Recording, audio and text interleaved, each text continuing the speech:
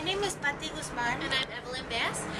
And we're here today to teach you how to install a drip irrigation system. So now we're going to go over the materials that you need to install the system. You're going to have a bundle of tubes, a whole bunch of tubes, and a box of additional parts. Additionally, if you can ask your family, or maybe you can bring a hammer, this will be helpful later on. And pruners or scissors will work fine too. What we're going to do is open our bundle of tubes carefully. So open it up. Okay, so now that we have opened our bundle of tubes, in there you will find one tube that doesn't have anything attached to it. Then you'll find a set of tubes like this that has two sides with two elbows. An elbow, just so you know, looks like this. So yeah, you're going to have one tube that has two sides, and then you're going to have a group of tubes that just has one side or one elbow. So to place the beds properly, you have to figure out where the hose is or where the water's coming from. So here in this setup, we have the hose here. This is where the water is going to be coming from when you water your beds. So knowing that, you're going to go ahead and place the bundle of tubes that has two sides or two elbows on this bed. The bed closest to the water source or the hose. And then, so we can leave this here. And then the other bundle of tubes, is going to go on the bed farthest from the water. So this just has one side, and it's going to go on the bed farthest from the water with the elbow closest to the hose. So it would go like this. So that's the placement. Now what we're going to do is attach the tubes to the beds. In your box of additional parts, you should find 10 of these, which are called hose support clamps. We're going to use these to attach the tubes to the head of the bed. You're going to grab 4 of your 10, and with your partner, you'll hold it out against the edge of the bed, making sure you leave enough room for each side.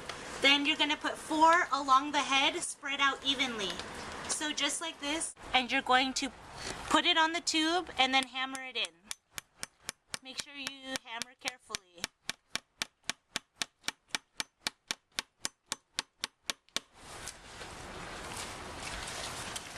Try to space these evenly.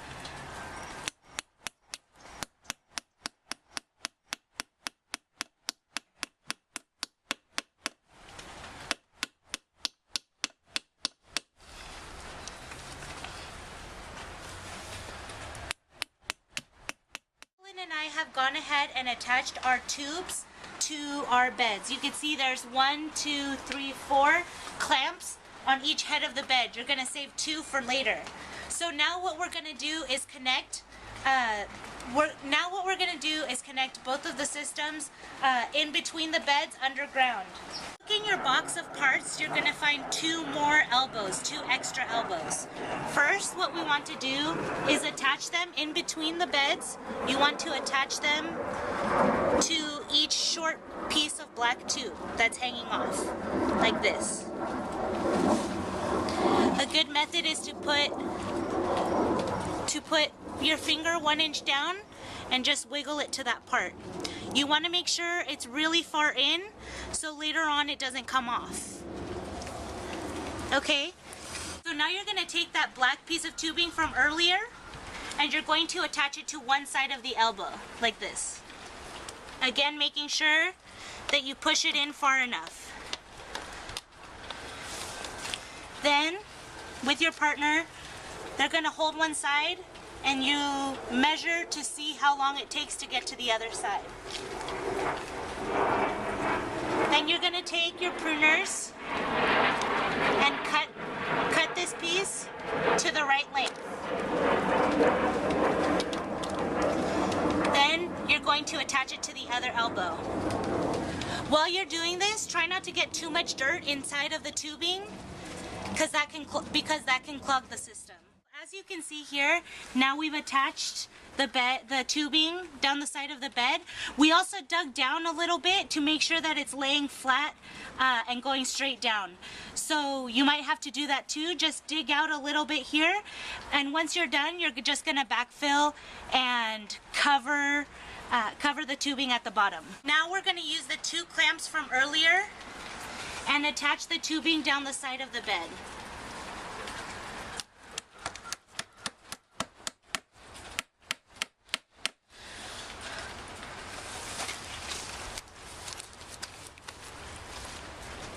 Okay, so now that you can see here, we backfilled and covered the tubing.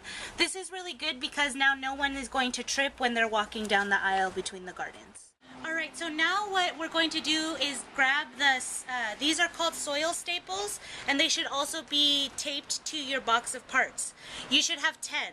So these are used to attach, to make the blue tubes lay flat on the soil. So you're going to pull them out, and then at the end, try to keep them straight, and then at the end, just go ahead and use that to have it stay flat. If you have a little bit of extra, that's okay. Just let it lay naturally. Sometimes you might have a piece that's a little long. That's okay. Just push the extra into the ground, into the soil, and staple it with your piece of metal, like that.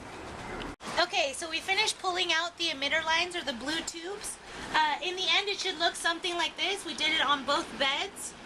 And just notice that we pulled them as straight as possible, so that will help water the plants evenly if we do that. So the last step now is to put together your water source nozzle. Put this together is pretty simple. You're going to put this part that's white, that has white tape on it, and you're going to screw it into this part that looks like a T.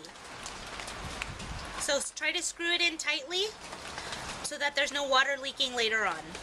Now you're going to attach your water source nozzle to your system. So you're going to go, there should be 1 piece of black tubing that's hanging off the edge of the bed. Everything else has already been connected.